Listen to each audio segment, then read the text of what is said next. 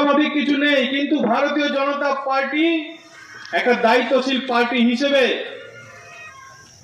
আমাদের এই আসানসোল সাংগঠনিক জেলার পঞ্চায়েতে পঞ্চায়েতে তৃণমূলের যে দুর্নীতি চলছে তার বিরুদ্ধে লড়াই এটা জারি রাখবে। এই দুর্নীতি যারা করছে তাদেরকে শান্তিতে আমরা থাকতে দেব না। আজকে এই পঞ্চায়েত ঘেরাওয়ের জন্য ভারতীয় জনতা পার্টির যে সমস্ত কর্মীরা, নেতৃত্ব, স্থানীয় নেতৃত্ব, আজকের এই ছবি আমরা বিভিন্ন জায়গাতে, বিভিন্ন পঞ্চায়েতে, কর্পোরেশনে, বিভিন্ন ওয়ার্ডে আমরা দেখতে পাচ্ছি। তৃণমূলের নেতারা তারা সাধারণ মানুষকে পরিষেবা দেওয়ার পরিবর্তে সাধারণ মানুষকে লুট করে তাদের নিজেদের পকেট ভরছে, সম্পত্তি বাড়াচ্ছে। তো চুরুলিয়া পঞ্চায়েত তার ব্যতিক্রম নয়।